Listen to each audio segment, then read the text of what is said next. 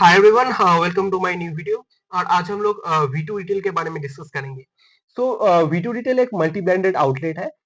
यहाँ पे मोस्टली जो जो प्रोडक्ट बिकता है वो गारमेंट वगैरह बिकता है। ऑन द अदर हैंड कुछ लाइफस्टाइल प्रोडक्ट वगैरह भी मिलता है, जैसे तौलिया हो गया या वो किचन का प्रोडक्ट हो गया या कॉस्मेटिक्स वगैरह प्रोडक्ट भी कंपनी जो है सेल करता है।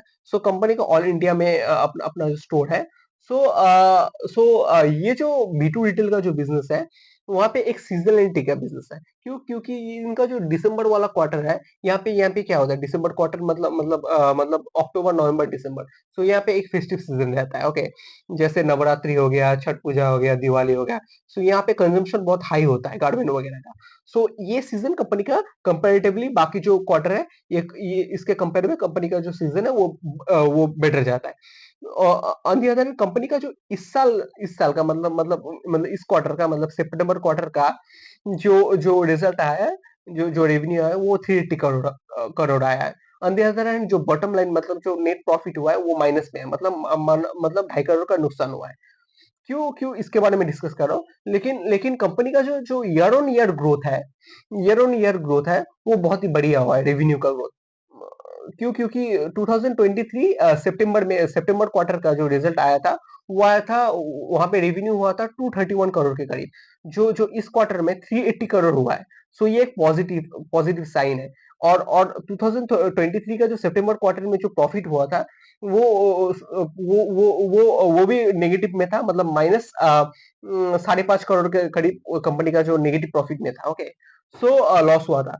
लेकिन इस क्वार्टर में जो है, वो कंपनी का जो लॉस है वो रिकवर हुआ है। सो ये एक पॉजिटिव साइन है। आप लोगों को लग रहा है कि जो ये फिर भी लॉस किए जा रहा है, ये स्टॉक कैसे कमाएगा।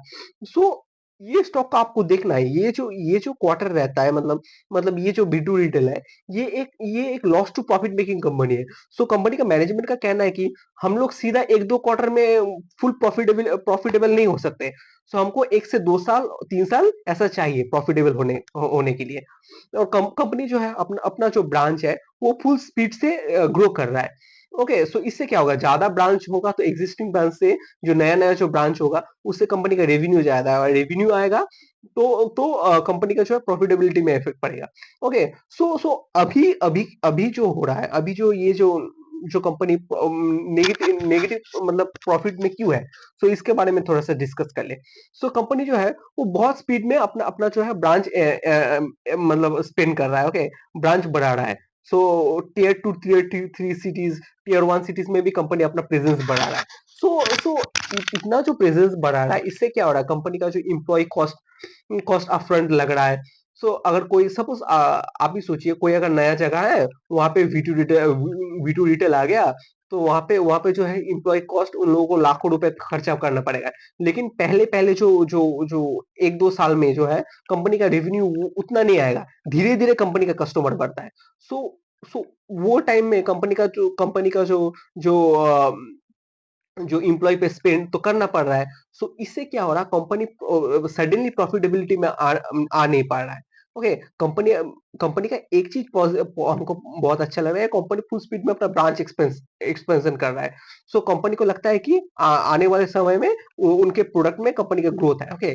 सो सो यही है। और कंपनी जो है, जो जो पिछले क्वार्टर का अगर कॉन कॉल हम लोग पढ़े, तो वहां पे कंपनी ने कहा था कि हम लोग जो पूरे साल मतलब चारों क्वार्टर मिला के हम लोग टोटल ब्रांच ओपन करेंगे, वो 40 करेंगे। और क्वार्टर 1 और क्वार्टर 2 मिला के कितना ब्रांच हो रहा है, वो है 22। सो ये क्वार्टर में कंपनी ने गाइडेंस दिया कि हम लोग अपना जो ब्रांच है, जो है H2 में 40% से ग्रो करेंगे, मतलब सॉरी 40 और ब्रांच ओपन करेंगे। मतलब क्या हो रहा है, कंपनी अपना जो है गाइडेंस रिवाइज कर रहा है। मतलब पहले बोला था 40 टोटल स्टोर ओपन होगा, लेकिन लेकिन अभी बोल रहा है कि 62 ओपन करेगा। ये एक बहुत ही पॉजिटिव साइन है, कंपनी कंपनी के बिजनेस में एक ग्रोथ हो रहा है। यही हम लोगों को रिटेल इन्वेस्टर को ट्रैक करना है। और इसका जो आप लोग बोल रहे हैं ना कि ये जो शेयर है, ये मतलब लॉस में जा रहा है, ये लॉस नहीं हो रहा है। इसका जो लॉस है, ये ये बिजनेस जो है, ये लॉस में नहीं जा रहा है, ओके। ये इसका जो लॉस है, वो हर क्वार्टर में घटता जा रहा है। और ऐसे करते करते मतलब कुछ क्वार्टर में कंपनी कंपनी मतलब ऐसा करता गया तो एक दिन प्रॉफिटेबिलिटी में आ जाएगा। सो इसके बाद जो कंपनी का जो ग्रोथ होगा वो बहुत ही ज्यादा होगा। क्यों? क्योंकि कंपनी जो है मैसिव मतलब स्पीड में अपना जो है स्टोर स्टोर का ग्रोथ कर रहा है।